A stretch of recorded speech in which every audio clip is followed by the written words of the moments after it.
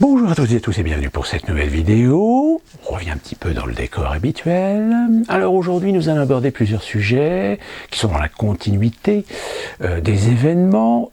Tout d'abord, je voudrais attirer votre attention sur une vidéo, alors une vidéo un peu particulière, vous connaissez sans doute ce monsieur qui s'appelle Greg Tabibian, sa chaîne est très coté sur le game des youtubeurs français, qui s'appelle Je ne suis pas content, je suis pas content plus précisément, et qui depuis je crois un petit peu plus d'un an, à l'époque même un peu pré-présidentielle, avait créé un nouveau format par rapport à ce qu'il avait l'habitude de faire, qui était un format d'interview. Donc il a interviewé les potentiels candidats à l'élection présidentielle, ceux tout du moins qui étaient prêts à se soumettre à l'exercice auprès de Tabibian. Et puis il a gardé ce format et a fait des tas d'interviews avec des gens qui parfois ont ouvertement dit des choses très intéressantes, dont un des derniers intervenants qui était un instituteur, je crois, et un professeur, et qui nous a donné un petit peu son témoignage personnel de l'état de l'éducation nationale, qui est finalement pire que ce qu'on imaginait. C'est-à-dire qu'aujourd'hui, vos gamins sont entre les mains d'idéologues, bureaucrates et technocrates. Donc, maintenant, vous savez. Et évidemment, il y avait une personnalité politique que ses fans, ses abonnés, avaient plus ou moins réclamé, c'était François Asselineau. Sauf que François Asselineau, c'est quand même un personnage qui est précis, qui aime mettre les choses dans le détail, qui aime les choses dans le factuel. Et du coup, Greg Tabibian, donc, qui a fait cette interview, s'est retrouvé avec un matériel de plus de 5 heures. Alors évidemment, vous savez que sur YouTube, en règle générale, si vous faites une vidéo déjà d'1 heure, vous avez déjà la possibilité ou le désavantage de perdre au moins 50% de visibilité parce que votre vidéo est beaucoup trop longue. En règle générale, la moyenne de vues acceptable pour pouvoir faire suffisamment de vues, c'est 20-30 minutes grand maximum. Là, évidemment, une vidéo de 5 heures, il explique qu'il ne pouvait pas faire de coupe, il ne pouvait pas passer au-dessus de certains sujets abordés pendant cette vidéo. Donc évidemment, c'est difficile de s'attaquer à 5h30 d'interview. En résumé, finalement, François Asselineau, pour moi, est sans doute certainement la meilleure interview qu'il a fait parce qu'il est beaucoup plus ouvert. Il a plus le temps de mettre en place ses explications, d'aller un peu dans le détail, pas trop quand même, d'être un peu technique évidemment, puisque c'est ce qui fait justement sa qualité, par son expérience, de par son parcours, et parfois même de pousser quelques gueulantes vis-à-vis de certaines perceptions. Et pour résumer, il explique donc sa carrière politique, il explique ce qui s'est passé pendant ses expériences pendant les élections présidentielles, où très clairement vous avez eu une volonté évidemment de le mettre à l'écart. Il explique aussi, et ça je pense que c'est très intéressant parce que ça confirme finalement ce que je vous ai déjà expliqué, que chez les souverainistes, finalement vous avez des candidats un petit peu fantoches. Il s'attaque un petit peu à Philippot, il s'attaque à Cheminade, il ne s'attaque pas à Dupont-Aignan, mais il dit, voilà, le problème c'est que Dupont-Aignan ne veut pas sortir de l'Union Européenne, etc. Et à la finalité, il dit, tous les gens qui veulent sortir de l'Union Européenne, mais qui disent qu'ils vont voter pour Marine Le Pen, Dupont-Aignan, etc., alors que ces gens ne veulent pas sortir de l'Union Européenne. Vous voyez l'ambiguïté ? Il explique de toute façon, Marine Le Pen, c'est une candidate fantoche, c'est un parti fantoche. Dites-vous bien qu'aujourd'hui, un parti politique, il n'existe que parce qu'il est adoubé. Finalement, c'est ce qu'on a découvert avec Zemmour. Zemmour, l'intention était peut-être louable, mais au fur et à mesure du temps, le résultat qu'il a eu est à l'image finalement de ce qu'il est. C'est-à-dire au même niveau que Mélenchon, que les Dupont-Aignan, que le Parti Socialiste, que les écologistes. C'est que ce sont des partis qui, de toute façon, à terme, vont vous la mettre bien profond. Et c'est ce que, justement, Asselineau explique dans cette interview. Il dit, regardez bien des lois qui ont été votées par ces mêmes partis, alors que dans leurs idéologies et dans leurs discours, ils disent tout le contraire. Donc on est bien en face d'une destruction du pays, d'une destruction de la France. Et à la fin de cette vidéo, justement, il pousse son coup de gueule en disant de toute façon, il faut que les Français se réveillent. Il faut que les Français comprennent que les institutions, aujourd'hui, sont entre les mains de gens qui ne sont pas là pour sauver, préserver, sauvegarder les intérêts du peuple, de la République, de la France. Ils sont là pour détruire le pays. Alors, il y a bien certains autres sujets qui sont abordés, mais évidemment, je ne vais pas tout vous raconter. Prenez simplement le courage d'aller voir cette vidéo. Vous pouvez la voir sur certains sujets, parce que Greg Tabibian a quand même ce respect vis-à-vis de son auditoire de chapitrer les thématiques. Donc s'il y a une thématique en particulier qui vous intéresse, vous n'êtes pas obligé de vous taper les 5h40, vous pouvez aller directement sur la thématique qui vous intéresse. Donc allez voir cette vidéo parce qu'elle est très instructive. Alors attention, ne me faites pas dire ce que je n'ai pas dit, je ne suis pas un pro-Asselineau. Des fois j'ai été un petit peu critique sur lui, sur justement un petit peu le problème de cette distance qu'il a, de par cette posture qu'il a, et qui fait qu'il est plutôt difficile d'accès pour la plus grande majorité des gens. Il fait aussi peut-être d'être un peu trop technique. Mais au moins on a dans cette vidéo un Asselineau qui est beaucoup plus détendu, qui est beaucoup plus à l'aise et qui s'exprime de façon beaucoup plus vulgarisée et compréhensible pour le plus grand nombre. Souvenez-vous de ce que je vous disais sur les vidéos concernant l'intelligence artificielle, souvenez-vous de ce que je vous avais dit dans ma vidéo sur Davos, que Klaus Schwab, aussi dans mes vidéos que j'avais fait 2 vidéos d'ailleurs, parce que c'était quand même un sujet assez long sur le livre justement de Klaus Schwab, Covid-19 Great Reset, et dans son livre il faisait référence à ce que je vous avais déjà expliqué, que je redis, que des études estimaient qu'avec la dématérialisation, l'automatisation, la robotisation et maintenant les digitalisations, voire assistées par intelligence artificielle, on estimait qu'à peu près 34 ou 38% des métiers d'aujourd'hui disparaîtront à l'horizon 2035.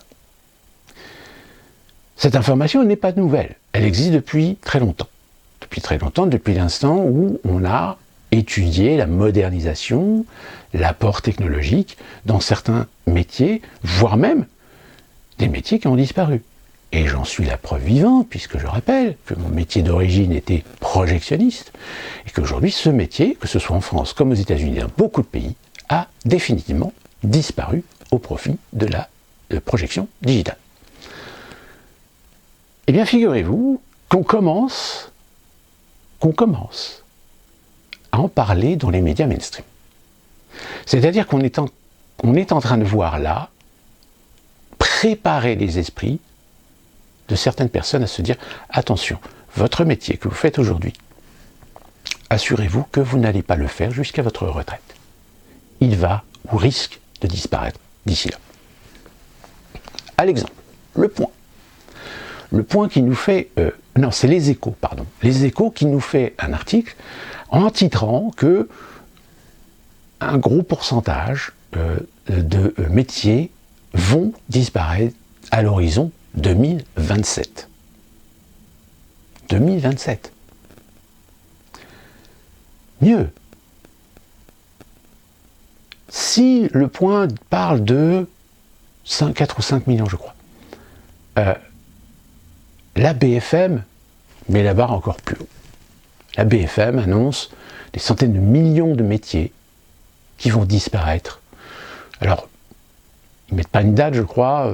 S'ils mettent une date, je vous la mettrai là, mais je crois qu'ils sont plutôt sur la reprise justement de cette information de Klaus Schwab à l'horizon 2035.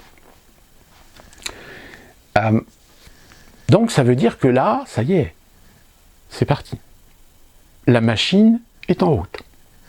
La machine est en route, médiatique, pour commencer à inculquer, à éduquer les esprits, que certains métiers que vous faites aujourd'hui peuvent très bien disparaître demain. Nous avons mieux. Nous avons un article qui révèle déjà, alors je ne sais plus quelle est la source, je vous la mettrai ici, a déjà établi une liste d'un certain nombre de sites d'information qui en réalité, les contenus sont exclusivement faits par ChatGPT. C'est-à-dire qu'il n'y a pas de journaliste. Tous les articles ont été créés par une intelligence artificielle. Vous imaginez, une quarantaine de sites d'information. Alors, essentiellement anglophones, apparemment anglophones, asiatiques, alors, je crois coréens, japonais, thaïlandais, apparemment. Apparemment, ce sont des sites qui sont en grande majorité des sites issus de pays émergents. Ce qui s'explique par le fait que peut-être justement dans ces pays, eh bien, on a plus de facilité à monter des sites d'information sans être obligé de justifier d'avoir des journalistes ou des pigistes. Et qu'il n'y a personne pour contrôler finalement comment ces sites fonctionnent. Donc vous voyez, ce dont je vous avais déjà parlé précédemment avec l'émergence de l'intelligence artificielle, du moins de l'assistance à la création, eh bien, va très très vite. Ça va tellement vite que je vous ai même fait une vidéo sur le fait qu'un certain nombre d'experts se sont réunis pour commencer à tirer la sonnette d'alarme avec un porte-parole qui se trouve être Elon Musk. Eh bien, on va encore plus enfoncer le clou. Nous avons un des experts, même un des pères fondateurs, qui a quitté Google récemment, qui vient de se joindre à ce groupe d'experts pour dire « Eh les gars, va falloir mettre le frein parce que va y avoir des dommages collatéraux énormes. Et au vu de la conjoncture actuelle, ça risque de ne pas s'améliorer. Parce que entre l'intérêt de certains de faire du profit en réduisant les coûts, et évidemment vous savez que les coûts les plus ciblés en règle générale pour de la réduction de dépenses, c'est les coûts humains, c'est les coûts salariaux. Je pense qu'en France, nous sommes le pays le plus exemplaire de ce que parfois les entreprises aimeraient éviter de devoir payer des coûts comparativement à d'autres pays. D'où la raison pour laquelle, quand on entend des gens comme Le Maire, comme Macron, parler de compétitivité, de réindustrialisation, etc., c'est du foutage de gueule. C'est du foutage de gueule parce que dans l'état même du système français, nous ne pouvons pas être compétitifs avec d'autres pays. Alors, évidemment, mon propos, ce n'est pas de remettre en question le système, un système social, un système de répartition des richesses. Mais force est de constater que ce que je vous ai dit en début de vidéo sur la destruction du pays, eh bien, réforme des retraites, ces médias qui constamment ont essayé de vous matraquer sur le fait, oui, mais regardez, dans les pays voisins, on part à la retraite à 65 ans, 67 ans, etc. C'est-à-dire qu'en fait, on est en train de vous expliquer la légitimité d'une régression sociale. La France était un pays qui défendait des progrès sociaux. Or aujourd'hui, depuis que Macron est arrivé au pouvoir, on va dire même que depuis Sarkozy à Hollande, ils avaient déjà commencé à préparer le terrain, c'est une destruction de ce modèle. Donc, alors, moi je vous dis mon opinion personnelle, c'est que je pense que le système social français peut très bien fonctionner. Sauf que malheureusement, il n'y a pas de transparence. Il n'y a pas de transparence sous cet argent que nous payons à l'État, que ce soit des impôts directs ou indirects, que ce soit des prélèvements, que ce soit des charges, censées alimenter des caisses, qui ensuite permettent à chacun d'avoir le bénéfice d'une protection sociale. Le problème, c'est la question qu'on se pose tous à un moment donné, c'est où va l'argent? On n'a aucune garantie que la taxe qu'on va payer pour aider les vieux, par exemple, c'est pas sûr que l'argent aille dans les caisses pour lesquelles, normalement, qui ont été créées. Nous avons l'exemple récent de l'affaire du fonds Marianne. Vous savez, cette affaire où Chapia essaie de s'extirper en disant que c'est pas elle qui a donné des ordres, c'est pas elle qui est responsable, c'est pas elle qui a géré le truc, etc. Et vous avez, dans les milieux zététiques, des gens qui essaient de défendre leur beefsteak. Parce que, oui, un site en particulier, Conspiracy Watch, de M. Reichstad, a bénéficié d'un certain montant de ce fonds. Je vous avais donné dans une précédente vidéo le lien sur la vidéo de Greta Bibian qui justement décortiquait l'ensemble de la liste des associations qui avaient bénéficié de ce fonds. Ce fonds qui avait été créé, je rappelle, suite à la décapitation de Samuel Paty. Donc c'était un fonds qui devait aider des associations pour lutter contre les radicalismes, contre les séditions, plus particulièrement islamiques. Sauf que quasiment tous les sites, toutes les associations qui ont bénéficié des aides du fonds Marianne, aucune n'est spécialisée dans la lutte contre l'islamisme radical. Grand nombre d'entre elles sont en fait des organismes qui luttent contre le racisme, contre les extrêmes, contre l'extrême droite, contre le fascisme, contre l'homophobie. D'où la raison pour laquelle on parle de détournement. Pas seulement détournement idéologique, mais détournement finalement financier, puisque ce sont de l'argent qui sont allés à des sites qui en réalité n'ont aucun lien avec la création même du fonds, ou l'esprit même du fonds. Vous avez Reichstag qui se défend en disant « si, j'ai le droit de bénéficier de cet argent puisque mon combat c'est contre la fake news ». Et donc contre la fake news, c'est y compris les informations, les news qui ont des tendances racistes, etc. On sent bien qu'ils sont dans la merde, on sent bien que ça les dérange. Comme Thomas Durand d'ailleurs. Thomas Durand qui est parti en croisade pour essayer de justifier qu'il est le vertueux dans l'histoire. Contre Aberkan, contre Psychodélique, contre d'autres d'ailleurs. Il essaie de se défendre, mais en fait, il ne se défend pas. Il essaie de simplement protéger son business. Donc, pour revenir à ce problème qui se pose aujourd'hui avec l'intelligence artificielle, comme je vous l'avais expliqué, les choses vont très vite. Je ne reviendrai pas sur cette expérience que McDonald's est en train de faire au Texas, ce que je vous ai expliqué dans une précédente vidéo. Je ne vous expliquerai pas aux États-Unis que certaines grandes enseignes de restauration rapide sont en train complètement de changer leur politique commerciale. Pour aller plus, pour pousser plus vers le service en drive, vous savez, c'est passer en voiture, vous prenez machin, etc. Pour à terme, commencer à développer de l'automatisation. C'est-à-dire que même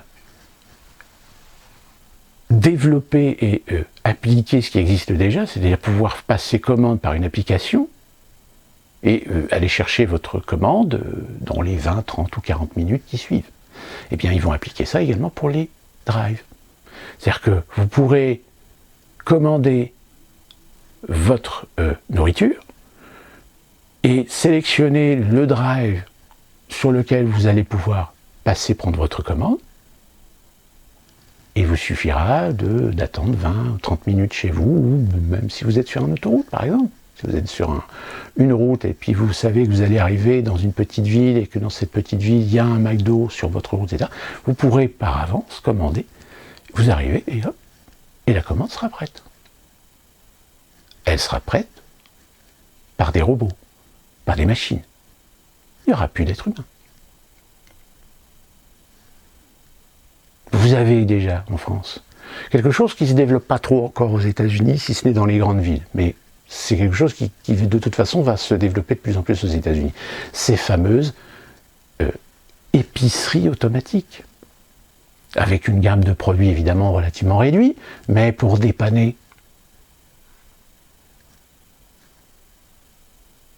Donc, si vous avez aujourd'hui des médias comme les Échos, comme BFM, qui commencent à vous expliquer que, attention, il y a des études qui commencent à sortir sur le fait qu'un certain nombre de métiers vont disparaître. Alors évidemment, ils ne donnent pas les secteurs concernés. Mais Les secteurs concernés, souvenez-vous, j'avais posé la question justement à ChatGPT. Dans ma précédente vidéo, je vous avais montré ce document. Et que ChatGPT vous expliquait bien qu'en effet, on sait déjà quels sont les secteurs qui vont être impactés en premier lieu. Donc affaire à suivre, parce que vous voyez, quand je vous dis dans mes précédentes vidéos, on en reparlera, eh ben, on en parle là maintenant, et on va certainement encore en parler dans de prochaines vidéos. Les manifestations du 1er mai.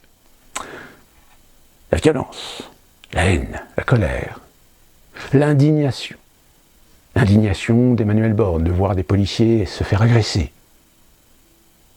L'indignation d'une certaine classe politique qui s'aperçoit que des gens en ont tellement gros sur la patate que la violence commence à s'exprimer. N'oublions pas, et ça c'est le plus important, que les manifestations qui ont lieu aujourd'hui, toujours contre cette réforme des retraites qui de toute façon est déjà acquise, il y a une notion évidente qui est aujourd'hui que l'État et les syndicats ont perdu le contrôle. Donc comme ils ont perdu le contrôle, il va falloir faire en sorte de trouver d'autres moyens pour faire cesser ces rassemblements.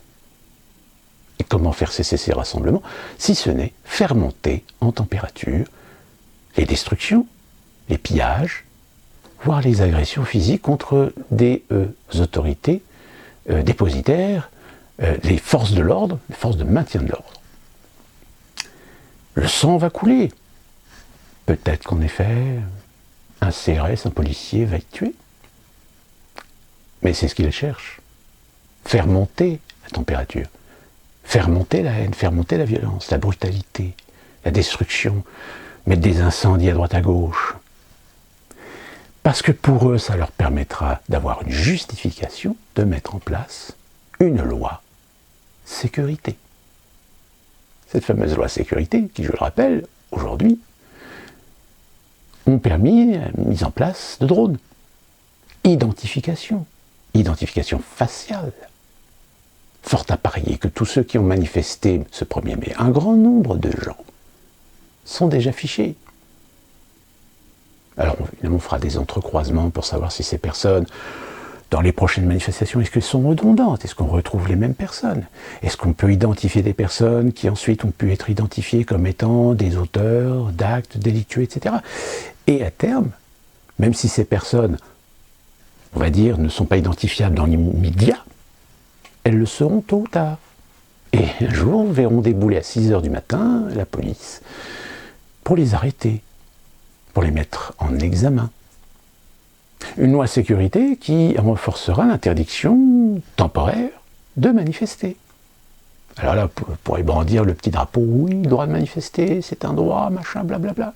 Mais non, c'est un droit, mais un droit qui va être recadré par une loi sécurité.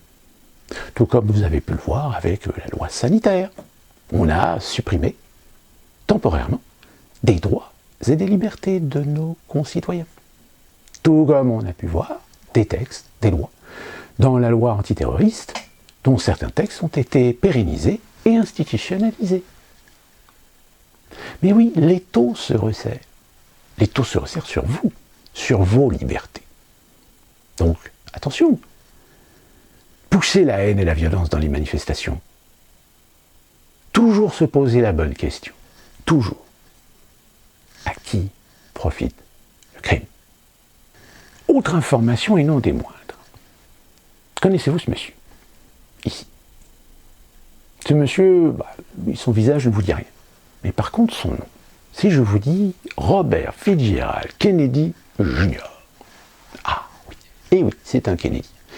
C'est ce même Kennedy qui, depuis la pandémie, s'est opposé un petit peu à certains principes, à certaines informations, à certaines doctrines concernant la pandémie, ce qui lui a valu d'être aujourd'hui considéré comme un fer de lance des complotistes américains.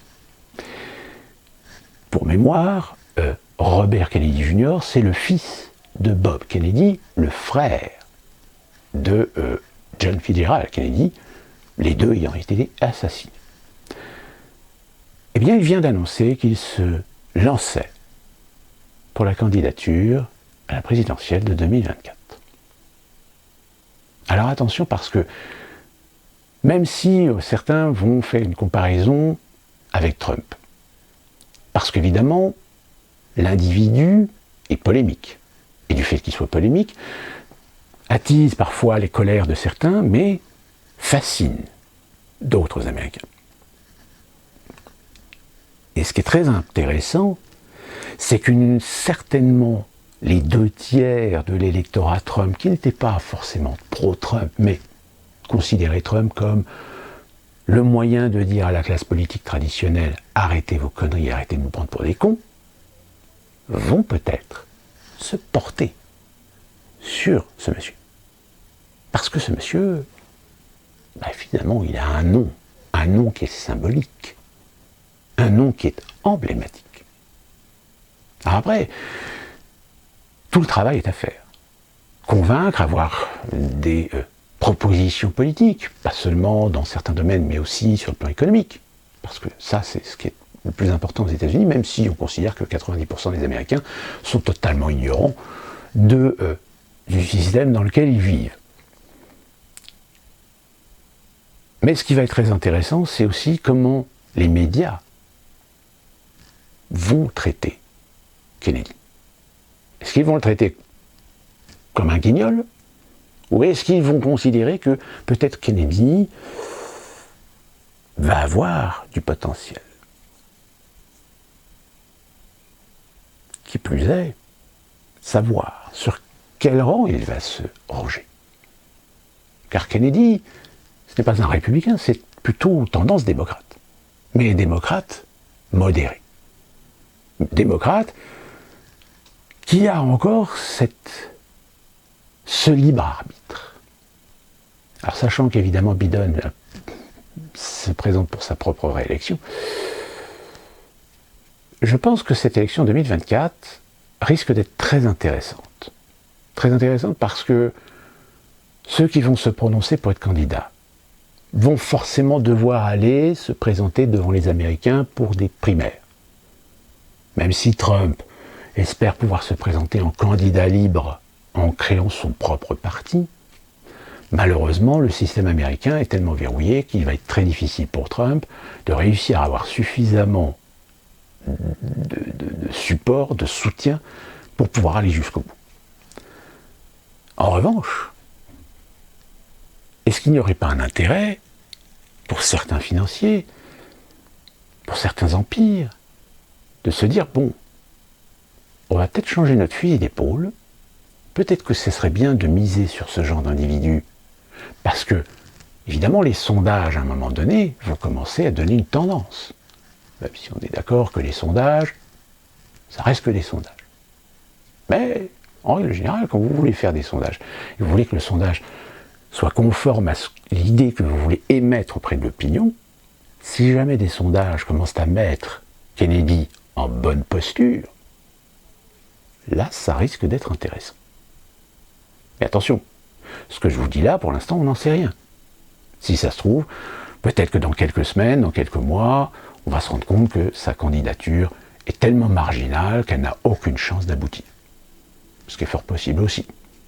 Mais c'est quand même un Kennedy. Alors après, attention, ça ne veut pas dire qu'il faut sanctuariser les Kennedy. Les Kennedy sont d'une famille, si vous connaissez un petit peu leur histoire, etc., ils sont loin d'être parfaits. Mais dans l'histoire et dans la légende américaine, légende, je rappelle, la culture américaine, la légende, c'est quelque chose de très intrinsèque, de très fonctionnel dans la société américaine. Peut-être que ça risque d'être très intéressant. Autre information, et non des moindres. Vous vous souvenez, je vous ai parlé de cette chute de la Silicon Valley Bank. Et que forcément, on commençait à dire qu'il allait forcément y avoir des effets dominos.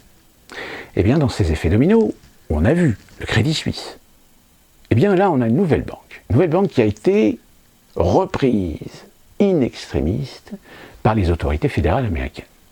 C'est la First Republic Bank. La First Republic Bank a été reprise il y a quelques jours avant qu'elle ne s'effondre littéralement en bourse. Ce sont les autorités fédérales qui ont donc repris cette banque et cette autorité a cherché une autre banque pour reprendre la First Republic Bank, et il se trouve que c'est JP Morgan qui va reprendre cette banque qui, oui, disons-le, était sur le point de faire faillite. Ça ne sera pas la dernière, je pense. Parce que la First Republic Bank, il y a d'autres petites banques aux États-Unis qui ont fait faillite et dont les faillites sont liées à l'effondrement de Silicon Valley Bank.